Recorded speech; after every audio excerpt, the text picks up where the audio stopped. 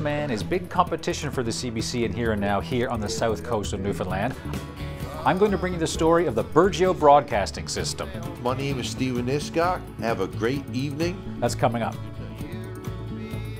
I'm Garrett Barry in New West Valley, where we're waiting and waiting and waiting.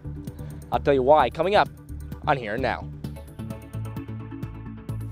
Lots of programming to look forward to tonight. Yeah.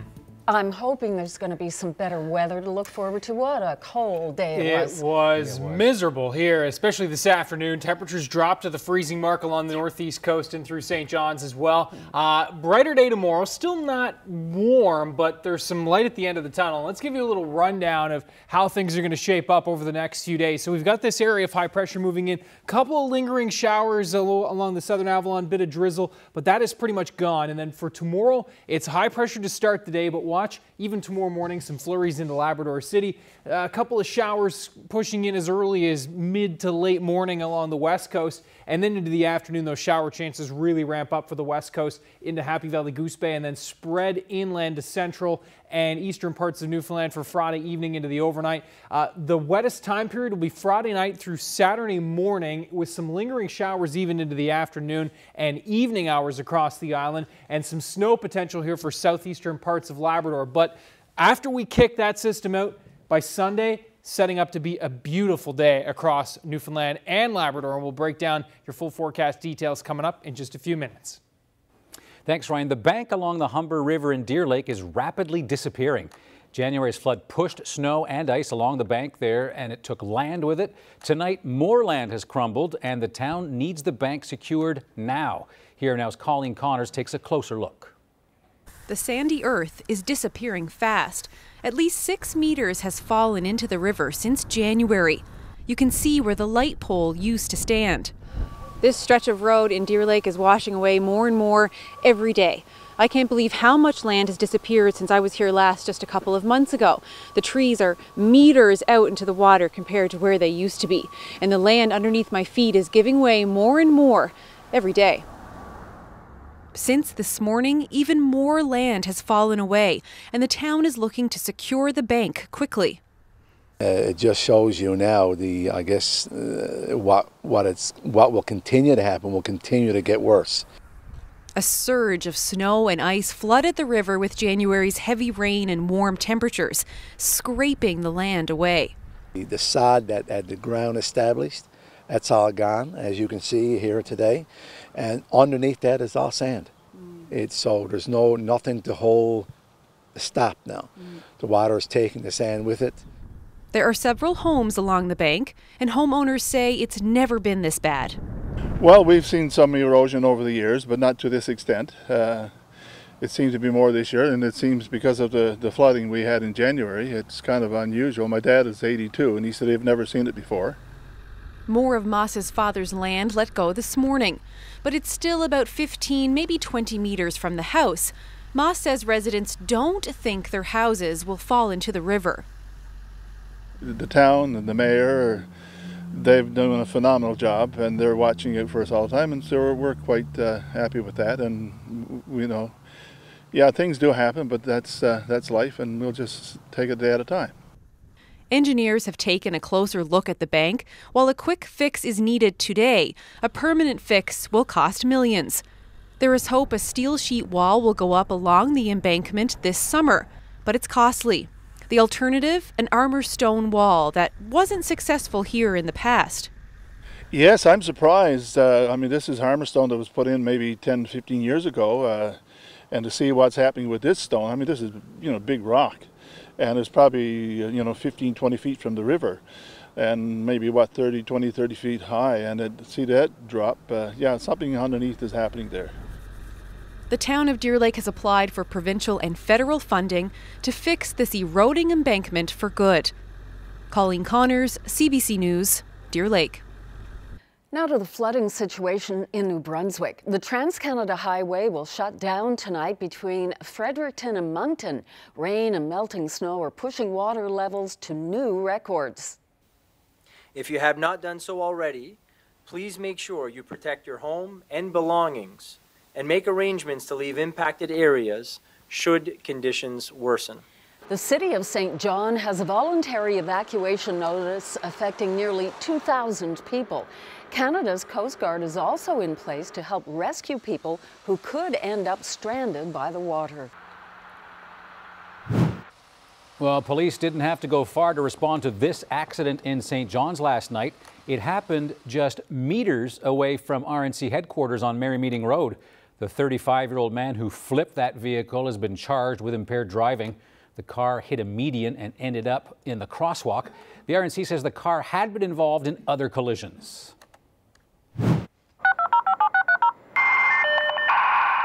Well, that's a sound that takes you back to the early days of going online, the long, slow log on to surf the web. Internet speeds are much faster now, though a family in one central Newfoundland town has run into an internet speed bump with Bell Alliant. They say their service is too slow, too expensive, and their neighbors don't know how bad they have it. Here Now's Garrett Barry explains. Sandy Stokes is publishing his daughter's first YouTube video. It's 4 minutes long, but to upload, almost 1 hour left. And if you feel like watching some TV while you wait, forget it. You can't do 2 or 3 things at once with this internet.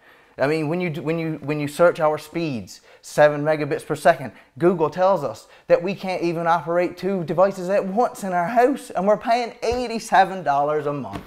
I don't know. I really don't. I can't calm down. In St. John's, they paid less, but when they moved to New West Valley and signed up with Bell Alliant, the bills got bigger and the speed slowed down. Sandy says it's more than his daughter's YouTube career at risk. Rural Newfoundland is disconnected enough, right? This connects us to the world. Everything, pretty well everything I know has come from the internet, from YouTube, from podcasts, from lectures, from anything. You can get it all online. Let's check in on that video. It's been more than a minute since we last saw it, but it's still just 14% complete. It's so bad, Brittany had to rethink her plans for distance education. There was a lady that told me that she had to travel to a different location where there was a faster speed in order to do her finals and her courses and everything. So, I mean, it's a bit of a downfall. I was going to do it at home. It was a lot easier because we have a daughter, and the closest thing to us for Kona is Gander. $87 for the main internet line. They also pay for a Bell Mobility Internet Hub and extra data on their cell phone plans. Almost $300 this month, and they are still unhappy. And their video is still unfinished. If you're like me and you're into this type thing, don't move to New West Valley. We ran an unofficial speed test. To my left, the speed at the Stokes family house in Wesleyville. To my right, the speed at our CBC studios in Gander. See the difference? That's why Stokes says his community and his family is being left behind. Garrett Barry, CBC News, New West Valley. We contacted Bell Alliant about the Stokes' concerns. In a statement, Bell Alliant says broadband networks are costly to build, and that cost can be difficult to justify in smaller communities. Bell Alliant also says it has no current plans for upgrades in that area. Well, Sandy Stokes came to us with that story. Have you got one for us? You can email us at hereandnow.nl@cbc.ca or send us a message on Facebook or on Twitter at CBC NL. Well, television in Newfoundland and Labrador is a competitive business, and all of us on Here and Now keep an eye on our arch rival, especially in rural Newfoundland.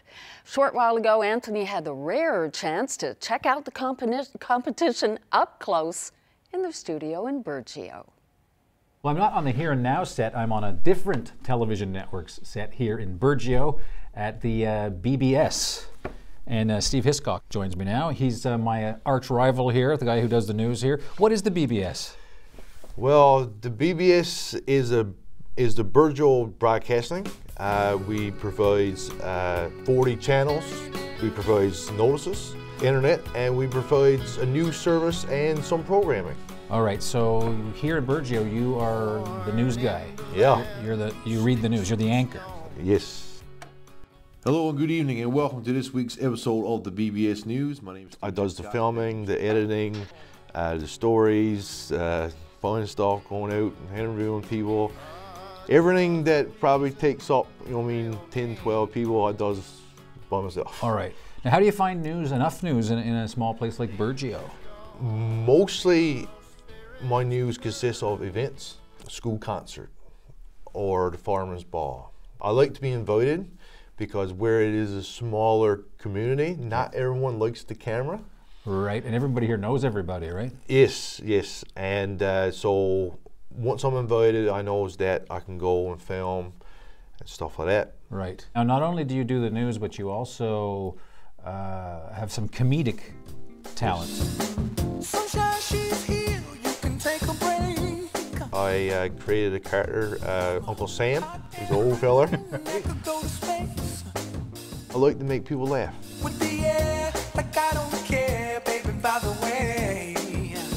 He even done a interview with Andrew Parsons. How's you getting on today, Okagi? Not too bad, Uncle Sam. How about you? Good. Is bingo a big thing with the BBS? Yeah, we do host bingo Wednesday nights for organizations in Burgeo. It's a fundraiser? Yes. Okay. I just get everything done. Yeah. I put some on the air. They're responsible for to make sure the bingo is done right.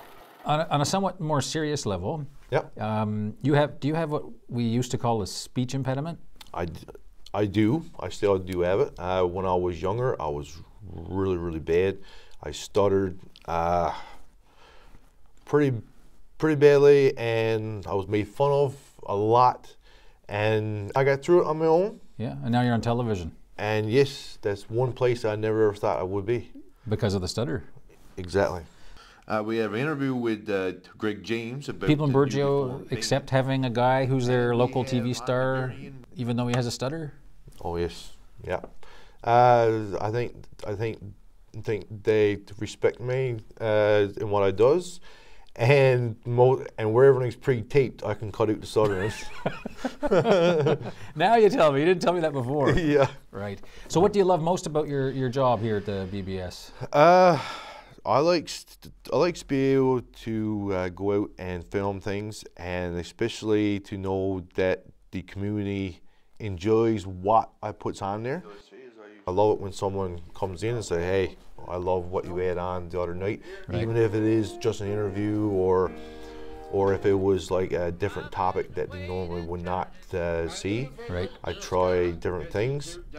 Well, listen, it's been great finding out about the BBS, and I wish you all the best as a competitor. Thank you. Thank you very much. My name is Stephen Escott. Have a great evening and good night. Yeah, it was great, and that's the last of the stories from Burgeo. We've had a few over the last couple of months, but he was very helpful. Big fan of our shows, and he's a pillar in the community down there. Oh, what a community service that he's providing, and you got to work on your character, Uncle Sam, or the equivalent. I'll get right on that. From a puppy mill in Iran to a happy life in St. John's, and now visiting us at CBC. How this little dog inspired her owner to rescue more dogs from that country. That's just ahead.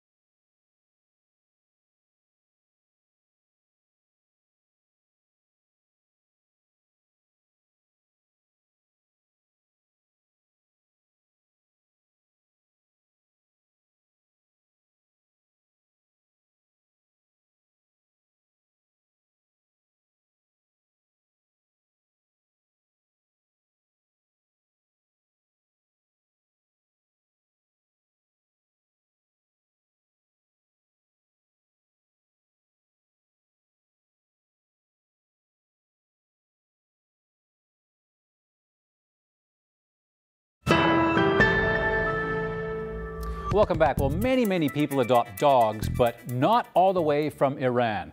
Amitis Partovi in St. John's, well, that was just the beginning. Here and Now's Ramona Deering has this story, but a warning, the story does contain some pictures that some of you might find disturbing. The dog park, good girl. This dog, Asal, likes to be in the lead. Good boy, Marty. Where's the dog park? The beagle is Martin. He's also pretty excited. They're busting to get to one of their favorite places, the dog park by Kitty Vitty Lake in St. John's. Right now, owners Mani Larajani and Amitis Partovi hold the keys to freedom. Let's go. And the dogs are grabbing it while they can. The little one, Asal, may act like she owns the place, but she wasn't always so confident. This is her at an animal shelter in Iran. She came from a puppy mill, probably confined to a cage for her first 18 months. I basically fell in love with her picture and her video, so I contacted the shelter and I got her. They already had Martin at that point. Asal made the trip from Iran to her new home in St. John's. Last summer, Partovi decided to get involved with the organization that saved Asal. It's called Omid Animal Rescue and Adoption, a small group of volunteers in Iran offering food and shelter to stray dogs. Some of them abused, some of them suffering in puppy mills. I do know that the puppy mills in Iran are horrendous. They're abused, they're just used for breeding, they're neglected. A few volunteers in countries including Germany and Canada work to find new homes for the animals. And this is the result: adoptions and pampering. Partovi gets that those earlier images of misery are hard to stomach. Just basically watch it with a grain of salt, because I have had comments about why is it that in your country, animals are so mistreated. But it's not just Iran. Remember her other dog, Martin, the Newfoundland beagle?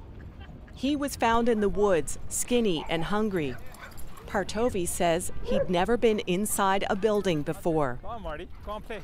Now both dogs have new lives. Asal has gone from a puppy mill to this. Good girl. We just know that, she's a very special dog. And we're so thrilled to have rescued her, because we couldn't imagine such a being with so much spunk and personality and intelligence, could have basically been, not existed because nobody would have cared to adopt her. Partovi encourages people to take in animals from any shelter, anywhere. Her own work to coordinate foster placements and adoptions has saved 20 Iranian dogs so far, and it's especially busy right now. I've been very busy. I've been able to rescue 2 dogs a week. Most of those dogs go to Toronto or Vancouver, but Partovi is working to bring one to Newfoundland and Labrador. Ramona Deering, CBC News, St. John's. Here, Marty, come on. And a special treat, we're here live in the lobby of our CBC, and Amitis Partovi is here with me and her very sweet pooches. This is Asal, and down below, Martin. Hello, pooches. So, Amitis, tell me, what's the story behind their names? Well, Martin we rescued from St. John's City Shelter, and it's for the Newfoundland Martin, the animal. The pine marten. Exactly. Cute. Yeah, and Asal, she was rescued from Iran. She used to be a puppy mill dog, and Asal means honey in Farsi. Yeah, and she is a sweetie. Any idea what kind of a mix she is? She's a mixed breed? Yes, we believe she's a Russian Spitz, and then she probably has some indigenous breed, indigenous to Iran because of her yellow coloring. Yeah. So Ramona was saying in her story with you that you are bringing another dog from Iran. Can other people in this province adopt dogs from the country? Yes, they certainly can. We just have to make some coordination. There's going to have to be some cost for the travel, and also we need to find one travel buddy that either can bring the dog to St. John's. Most of the time they can bring the dog to Toronto, and then we find another travel buddy that will bring the dog from St. John's to Toronto. So if people are really motivated, there's a way of doing all of this. And how can people who are interested in getting involved with your group reach out to you?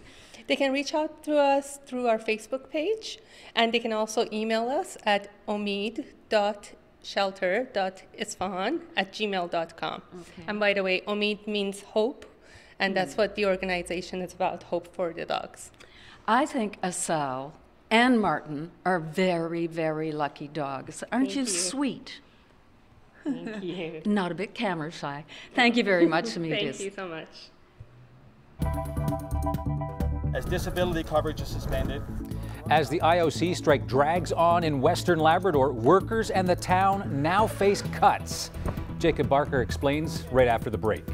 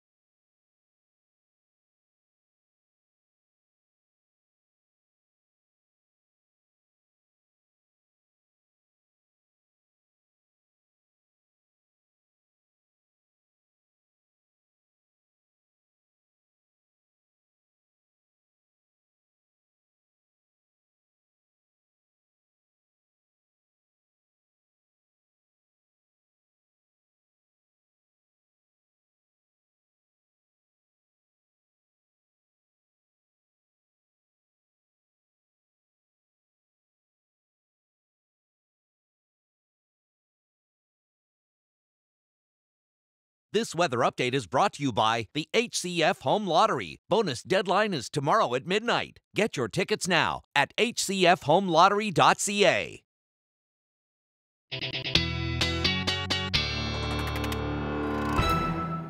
Those gorgeous dogs that Debbie had the chance to sort of interview before the break. Not exactly a great day for walking dogs. Dogs always love to go out, but you know, it was a bit sticky and wet. Yeah, definitely. And another cool one tonight for sure. And tomorrow morning, a cool start to the day. Temperatures are going to build over the next few days. Not going to get quite as warm as they are in New York City, however, right now. 34? 34 in Manhattan. Right. It's not the Big Apple, it's the baked apple. Yeah. That is warm for early May for sure. That's warm any time of year for Manhattan. But yeah, 34 in the Big Apple right now. Now 16 in Boston. We will tap into some of this warmer air off to the south just in time for the end of the weekend. Not going to quite get there for Saturday, but certainly a Sunday looking like a pretty solid day. And we're going to see some of these showers and flurries starting to work their way into our neck of the woods through the day tomorrow. And then some heavier rains from this system for Saturday and some of that warmer air in behind for Sunday. Here's how it will all play out. Watch your timelines. We've got the northerly winds tonight, which is going to obviously have a cool start to the day tomorrow. Now a dry start for pretty much everybody, just a chance of some drizzle in Port aux Basques. Winds will be in from the southeast, -4 with a few flurries in Labrador City, -6 to 10 to start the day in Labrador. Now, again, it's flurries working in through the day to Labrador, mixing to a few showers as temperatures rise in the southeast. There are those shower chances certainly building into the afternoon for western Newfoundland down to the southwest. A slight risk for central, but I think for the most part it holds off until tomorrow evening. Temperatures are going to be rising in those southeasterly winds. 5-6 degrees in the southeast will warm up to as much as 8, maybe even 9 degrees gander towards the northeast coast. 4 to 6 degrees with, again, those afternoon showers along the west coast and in Labrador. Should get to 7 or 8 degrees even in Happy Valley Goose Bay tomorrow, looking at a risk of some showers and then a few flurries as we move into tomorrow evening and into the Saturday morning time period. This is where things get interesting. There's Saturday where we have periods of rain moving through. Into the morning, I think, is where we'll see the heaviest rains. But even Saturday afternoon, rain at times a little on the steady side as some of those steadier showers truck through. Winds will be gusty in from the south, looking at gusts in the 60 to 70 km/h range. There's that snow potential for southern Labrador. I think it'll be a rain-snow mix for the most part on Saturday itself, with 2 to 3 degree temperatures and warming up to the 6, 7, 8 degree range across Newfoundland in those southerly winds. Now Saturday night into Sunday, we'll start to see some clearing as that system rolls off to the north. That snow, I think, takes over a little bit for Saturday night in through Sunday morning, and then some gradual clearing through the day on Sunday across Labrador. Newfoundland will be breezy, but the winds are from the right direction. This certainly will be the pick of the weekend and certainly the pick of the next 7, and we'll break down as I take a look just into the Labrador City region at -2. Quite a contrast across the region on Sunday, and we'll take a look at that 7-day forecast in more detail coming up in just a few minutes. Well, the Iron Ore Company of Canada is making cuts as the steelworkers strike enters its 6th week. IOC workers are seeing their medical benefits cut off, and there are other repercussions for the community at large. Jacob Barker has that story from Labrador City. As disability coverage is suspended. A copy of the letter received by about 1,300 striking IOC workers. It was a little bit of a shock to see it in the mail this morning, so that the company came out and made it so official, and in my opinion, so blatant. Cutting off their medical benefits. Everybody in our family is covered under the IOC family plan, and as of right now, we can't avail of any of the services that is provided to us. The move was expected, and it's something that some have been getting ready for. The union told members to go see their doctors and make sure their prescriptions were up to date before this came to pass. Some are suffering from some serious medical issues, and it may affect them a lot more than it probably would me. The union also says the greater community will begin feeling the crunch. IOC has cut funding for community programs, everything from Mothers Against Drunk Driving to Cane's Quest. They're still making huge money. They made over $500 million last year.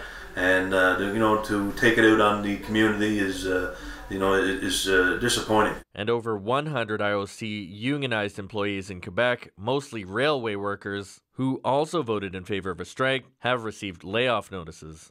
I guess it's related to the fact that we got no work coming out of IOC. So, I mean, they're not going to pay people down there if they got no jobs for them to do. The union says the ball is in IOC's court now when it comes to getting back to the table. But if these recent moves are any indication, both sides are pretty dug in. As for how long it will take to get back to work, well, That's anyone's guess. Jacob Barker, CBC News, Labrador City. Police are investigating the disappearance of $71,000 from the town of Northwest River. Auditors found the money went missing over the course of 3 years beginning in 2014. But they don't know if it was stolen or if it was just bad bookkeeping. The town is promising to update its accounting practices. The audits themselves cost roughly $90,000. The town says it is grateful the province covered the majority of that cost. Otherwise, it would have had to cancel road work and other services. A man who failed to show up for his sentencing on a horrific animal cruelty charge is in custody tonight. John Corcoran was picked up today. Glenn Payette has the story, but a warning. Some of the images in Glenn's story are graphic. John Corcoran admits he doesn't know why he did it. What he did was not feed his young female pit bull, Diamond. She died of starvation. Corcoran placed her body inside a garbage bag and placed it inside a suitcase. A worker with Newfoundland and Labrador Housing found the suitcase near a couch in a house in St. John's Corcoran had been living in. CBC has obtained many pictures of Diamond's remains, but it was determined that this was the least disturbing one we could use. At a sentencing hearing in January for Corcoran, the province's chief veterinarian called it the worst case of animal cruelty she had seen. Judge James Wall said it was nothing short of torture. Diamond died slowly, perhaps over months, her body consuming itself, the marrow being depleted from her bones. Corcoran was supposed to be sentenced last week, but didn't show up, so an arrest warrant was issued. He was picked up today. This is his second offense for animal cruelty. He now faces additional charges for failing to show up for court. The Crown had suggested in January that he get 8 months in prison. Corcoran's court appearance this afternoon was very brief. He'll now be sentenced on May 9th. Glenn Payette, CBC News, St. John's. If you should fall to pieces, you know I'll pick them up. There are so many reasons I'm never gonna get enough. That's singer-songwriter Serena Ryder, who's just been added to the Iceberg Alley Festival. Organizers took a bit of heat in March for having a mostly male lineup for the event. The other act announced today was the all-female Toronto-based group, The Beaches. The 11-day festival is scheduled for September at Kitty Vitty Lake in St. John's. Other performers include Alan Doyle, Matt Mays, and Steve Earle. I wasn't entirely surprised that he contacted Air Canada, though. We're both very confident that it's very possible we can make it. Just ahead, meet this couple behind the viral story. If he gets 500,000 retweets, Air Canada will fly him to Newfoundland to meet his girlfriend.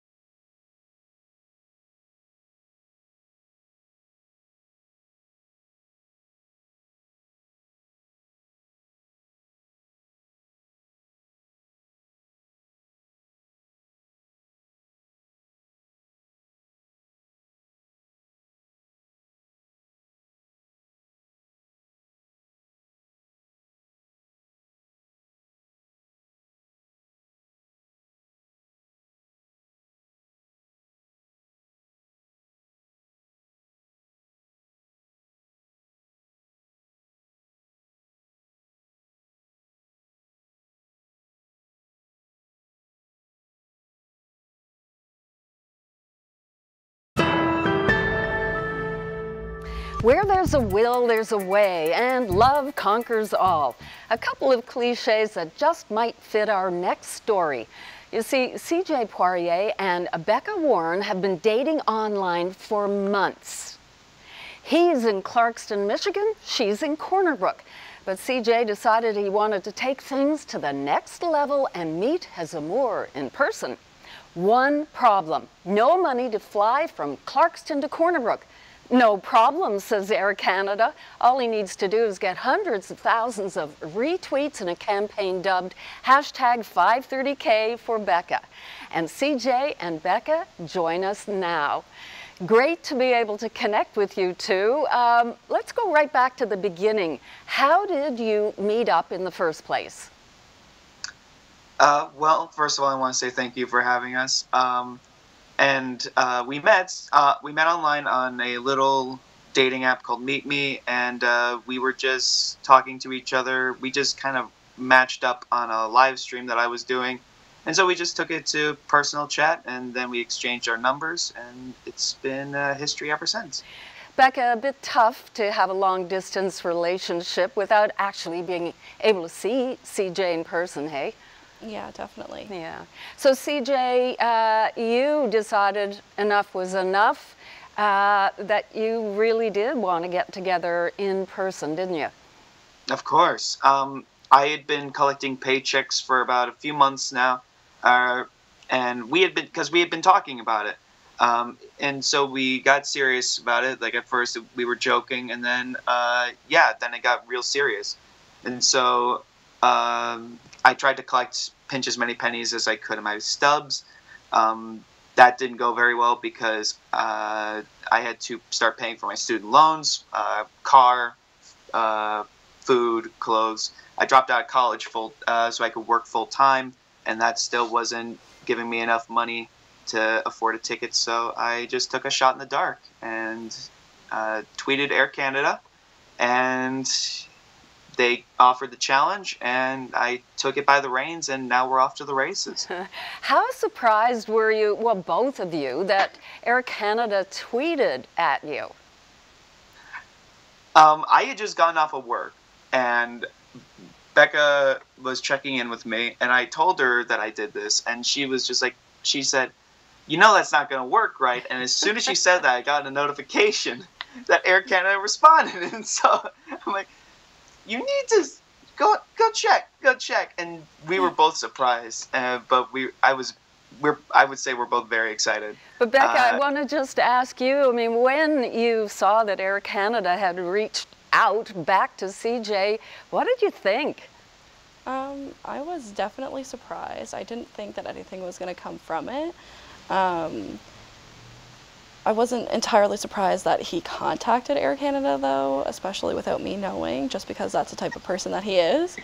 But yeah, I was definitely surprised that they reached out to us. Yeah. So CJ does crazy things like this all the time? Kind of, yeah. He's very spontaneous. It's part of my charm.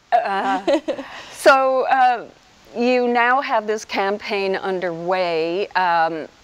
To both of you, how is it going? It's going pretty good. Last I checked, there was 19.1K, so it's yeah. It's gotten so crazy that it has stopped my phone from working. I cannot open Twitter whatsoever. There are so many notifications coming of people retweeting and giving their support. It's just been so humbling, and it's been awesome. I know you've been doing a whole lot of interviews, and like you say, on social media, you're getting all kinds of traffic. Tell us about the campaign. How long do you guys have to get 530,000 retweets?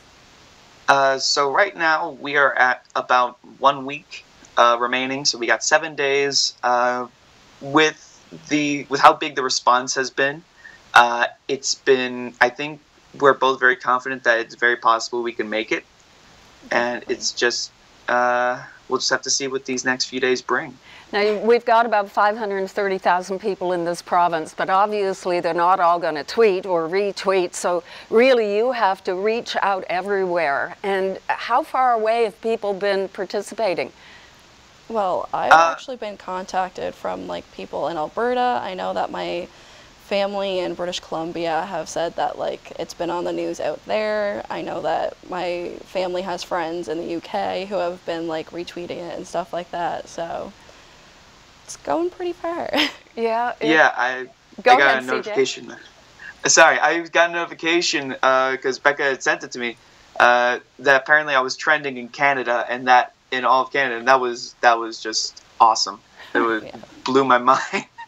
Well, what's going to be even more awesome is if you actually get that ticket from Air Canada and come up and meet your long-distance girlfriend. Absolutely. Well, everybody, I'm sure, is rooting for you. We'll keep an eye on how things develop. Thanks so much, Becca and CJ. Good luck. Thank you very much. All right, interesting novel way to approach romance. So apparently, as it stands now, a bit of an update. They have 21,000 retweets, so still a little ways to go. Yeah, message to Air Canada, though. Oh, yeah, that's right. So there's an expiry date? Yeah, May the 13th, and there's the hashtag. And there's a lot of advertising for Air Canada. Yes, you think true. they'll pony up the ticket or what? Well, they set the bar pretty high. 530K. Anyhow, good luck. Hi guys, I'm Kimmy Byrne. And I'm Kylie Best. And we are out here plogging for Newfoundland.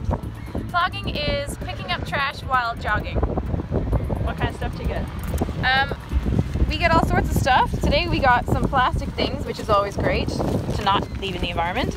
We have a Ziploc bag, we got some supermarket bags, we have a straw, we have some just random cellophane type stuff. So yeah, it's a good haul for just a couple minutes. So imagine if we had a whole hour out here, we'd have loads.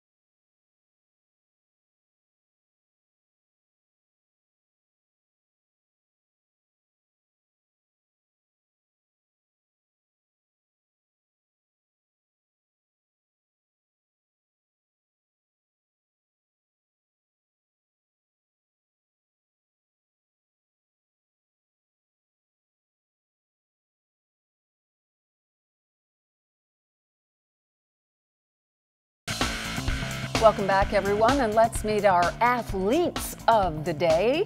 Miles McFadden-Newman and James Tobin play novice hockey with the Avalon Celtics on the Hickman Vipers. And they also both participate in winter training with the Mount Pearl Soccer Association. They play together on the same teams and enjoy attending drop-in sessions for extra training. Congrats, you two.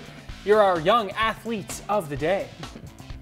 This weather update is brought to you by the HCF Home Lottery. Bonus deadline is tomorrow at midnight. Get your tickets now at hcfhomelottery.ca. So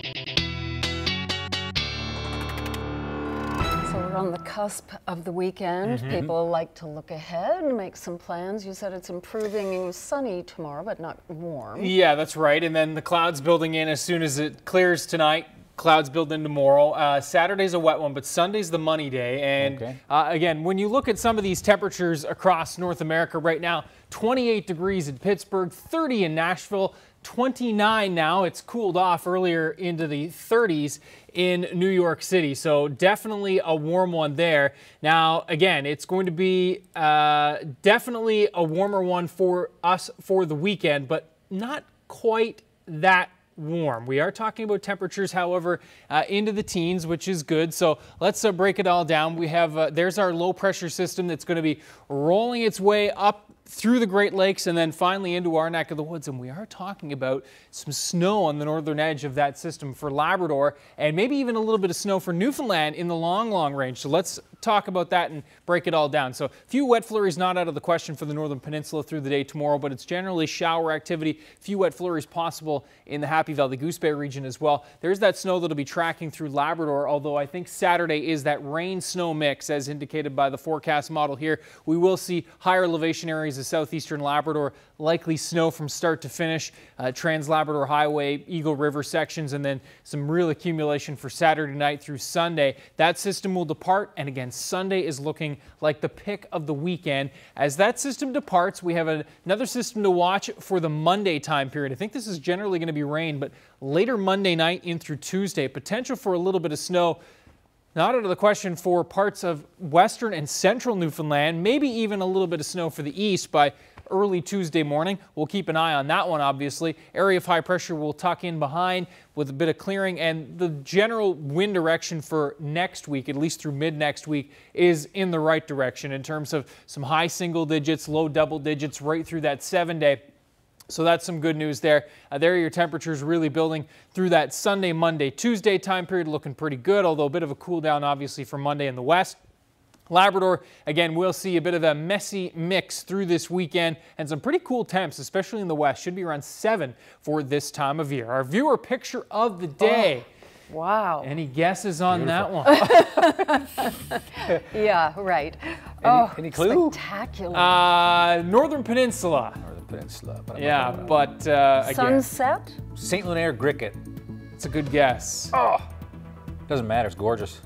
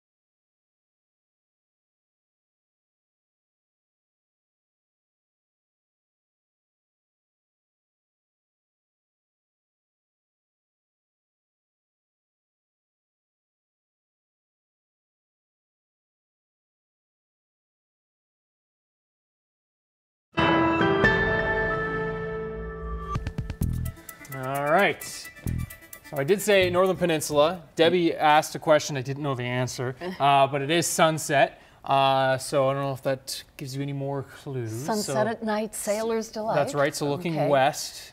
We're trying to identify what kind of a boat, but anyway, I'm not sure, but it could be. They haven't got much of a catch on board. So judging by how high the boat's of the water, no. That's a gorgeous picture. Where is it, Ryan? River of Ponds. Oh, tough how one. lovely. Yes, great spot and a great picture from Lillian, who mentioned that the fishermen out there getting ready for lobster season, of course. Yep, just around the corner in certain parts of the island, so that's good news. Yep, that means Mother's Day is coming up. That's right. It means my tummy is already rumbling. Yeah. Lobster. Thanks for... You just did a Homer I sound. did. I did. Right. The drool, I saved the drool though. Yeah. That's our program. Thanks for being with us. Have a good night. Good night, everyone. See you around.